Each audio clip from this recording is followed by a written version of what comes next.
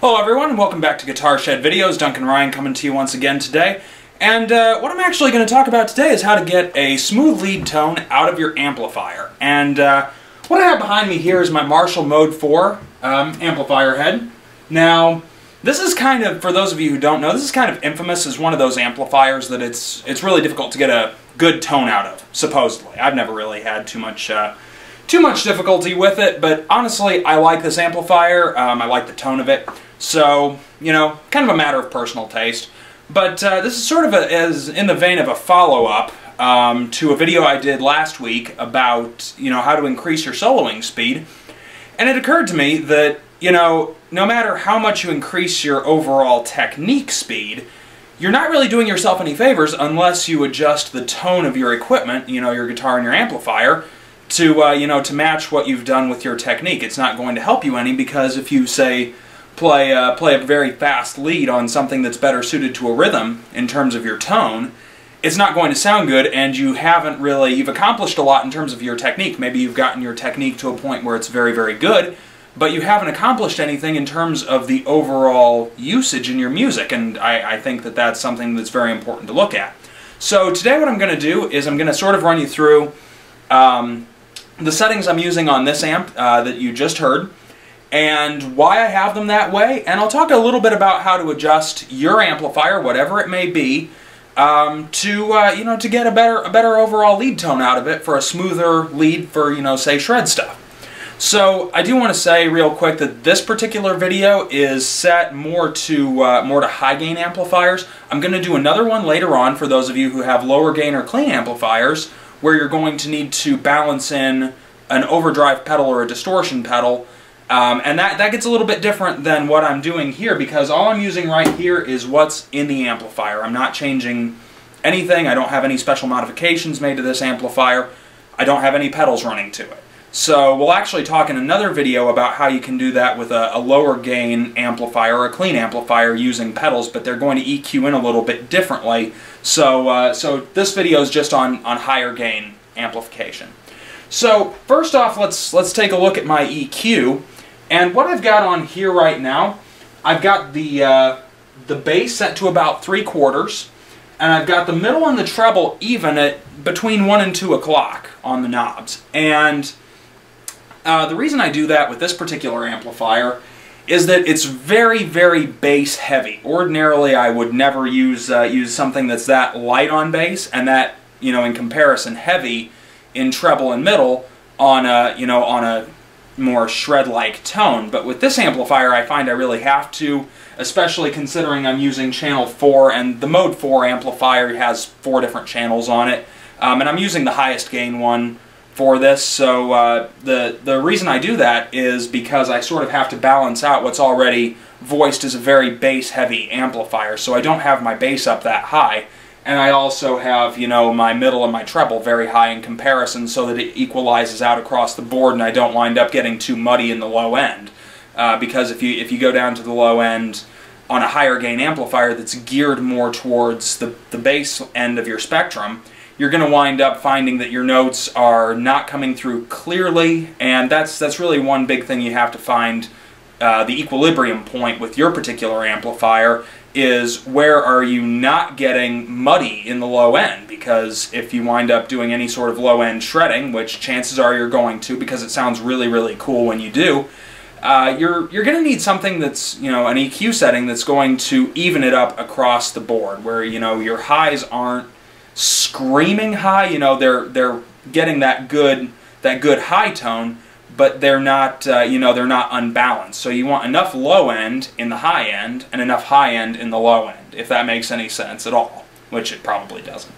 But the other thing is with the mid boost, I do also have a scoop feature on this amplifier, which I have engaged at the moment. So that helps to balance out that mid a little bit as well. So if I didn't have that scoop feature engaged, I would actually go ahead and bring the mid down a little bit more than I have it, because if I didn't have that scoop feature, I'd just have too much mid in my mix and it wouldn't sound good. So that's sort of the rationale on the EQ setting. Now, a little bit of advice to you guys, because chances are most of you who are watching this video don't have a Marshall Mode 4 head. They're not a very commonly used amplifier.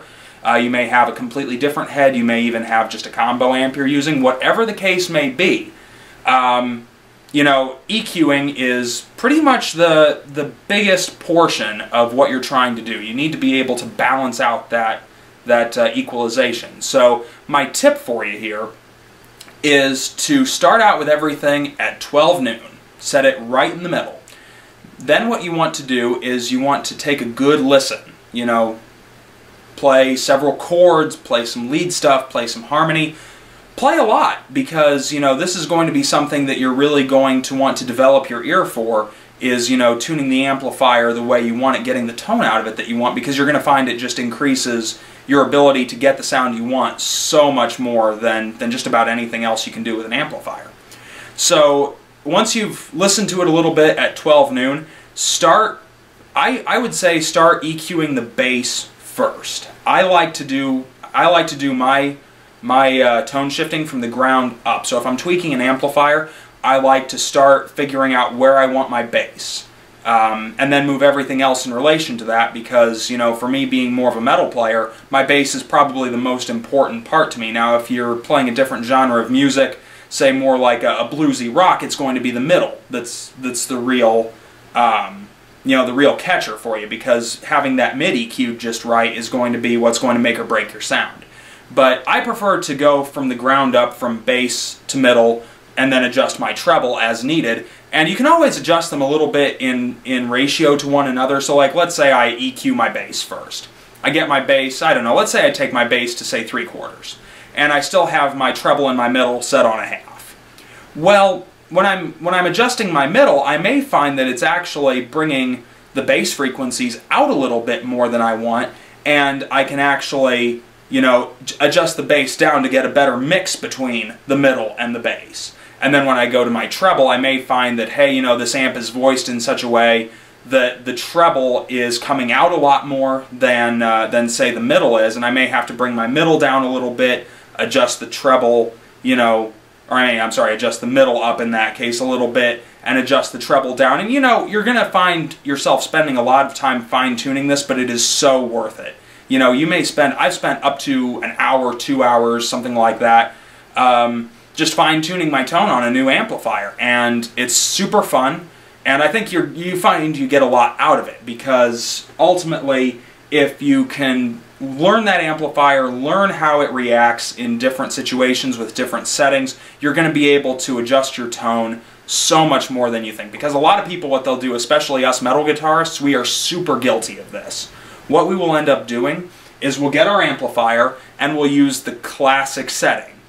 Bass on 9, treble on 9, middle on 2 or 3. And that's all we'll ever do with it. And then we'll complain when, you know, our amp doesn't sound good. Well, guess what, guys? That's actually us. That's not the amplifier, because, you know, we're not giving it the chance to do everything it can do. We're not putting it through all of the different settings. We're not tweaking that sound. We're not doing everything that we can do in order to really improve the overall tone of our amplifier. So that's kind of my general tips for EQs. You know, really, whatever amplifier you have, just set it, you know, like I said, straight to noon, and start playing around, start seeing what sounds good, because ultimately, as with everything in music, and especially guitar playing, this is up to your ear. You want to develop an ear for what you like. You know, don't take my settings and say, you know, okay, hey, these sound pretty good, I'm just going to stick with these. No, you know, play around with them, adjust them, you know, make them your own, because you're going to want to really develop that idea of what it is you like in your music. And once you do that, you're going to know exactly what you need to do on, you know, on any amplifier, on any given guitar, anything like that. So my next tip is reverb. Now, this amp has a built-in reverb. Now, you can use a reverb pedal. This particular one has a built-in reverb that I really like. And I've got it, it's not very high up. I'd say I have it just about on 1.5. And that's all the more I really need, because again, this one has a fairly heavy reverb. If I start bringing it up all the way, I'll end up with you know, too much reverb in my mix, and that can kind of muddy up the tone. But I do like reverb in a shred or a lead situation, because what it does is it helps to smooth out everything. Any roughness that you would have in your tone, adding just a little bit of reverb or a little bit of another modulation effect, a chorus, anything like that, can help to kind of smooth over that roughness. And I really prefer to use that. And I think the reverb just sounds cool, especially in the high end, so I tend to use that a lot. You know, some of you may not quite like how that sounds. You may prefer to use a little tiny bit of a chorus or a tremolo effect. You know, again, play around with your tone, but I find that I find a little bit of reverb really can add a lot to you know, what you're doing in your lead playing. Now, the final thing I sort of want to talk to you about here is how I have my gain set, and this is another thing we metal guitarists are super guilty of. What do you do when you get your amp? You turn the gain to 10, and that's not helping you out, because yes, it may sound pretty good for some of your riffs, but you're still not getting the full range of ability of that amplifier. You know, for example here, in order to kind of smooth everything out a little bit, because I found that the tone was too rough if I brought the gain all the way up, I've got my gain on this set a little bit under 3/4, which is lower than I'd usually use for, say, a rhythm playing, because, you know, in rhythm I kind of like a full gain sound. But for this I found that the lower gain really helped me out a lot in smoothing out the tone. So that's sort of where I have it for my lead setting, because that's just, you know, how I found I preferred it. Now you may find that you want a little bit more aggressive tone than I do, and then yeah, you know, turn your gain up a little bit, but definitely don't just, you know, leave the gain on, you know, on 10 and never play with it, because if you do that, you're not getting everything out of your amplifier that your amplifier is capable of giving you. And also, as far as the volume goes, now this amplifier has an independent master and channel volume. Yours may or may not have that. A lot of amp heads do, especially if you get into, you know, higher end ones, but yours may not have it. If it does, I find it pays to have on my lead setting my volume, my channel volume that is, all the way up. I just find that that helps to really fill my tone out, make it, you know, very full, very powerful. So that's kind of how I like it. Now, if you're looking to thin your tone out a little bit, which is actually a really cool effect, listen to some of Yngwie Malmsteen's stuff. You'll hear this actually done on some of his, especially his unaccompanied solos. Sometimes he'll do this a little bit. Just thin the tone out, not a lot, but just a little tiny bit to kind of give it some tonal variation from the rest of his playing. And that's a really cool effect to do. So if that's something you're trying to achieve, definitely, you know, kind of tweak the tone a little bit by adjusting your volume. Now, I'd never recommend, especially for a lead tone, going real low with your channel volume, because you always want a good full tone, you know, at least to some degree. You don't really want to thin it out to the point where you're just not getting very much of it, or where it's, you know, not coming through with the proper amount of gain or, you know, equalization, because then it's not going to sound very good with your lead playing. You're not going to get the sustain you would otherwise. And, you know, it's just not going to give you what you're probably looking for in a lead tone. Now, it may give you something a little bit better in a rhythm tone, but this video is more geared toward lead sounds. And, you know, as far as anything else goes, one thing I will mention as far as my guitar goes, now those of you who have been watching Guitar Shed videos for a while, you're probably pretty familiar with this one, but just to kind of go over it, this is my Jackson Kelly Professional 91 or 92, I forget which. It's got an EMG HZ humbucker in the bridge position and a Seymour Duncan full shred in the neck. And that's actually what I use for my lead tones, is the Seymour Duncan full shred. As a general rule, whatever guitar I'm playing, I like to use whichever pickup has the you know, the lower output for my shredding stuff, just because I find that it smooths out the tone a little bit, and that's what we're trying to achieve here, is, you know, a smoother overall lead tone. And there's my dog barking.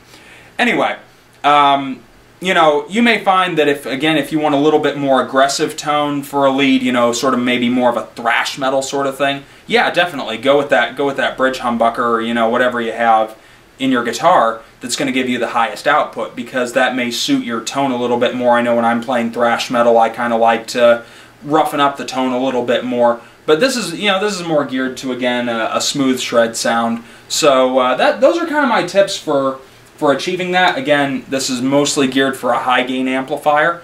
And the last thing I do sort of want to mention here that I sort of glossed over in there is once you find your equalization settings, when you start to change everything else, when you start to add a little bit of reverb or, you know, maybe adjust your gain up or down or what have you, you may find you have to adjust those equalization settings just a little bit because everything you do is going to color the tone.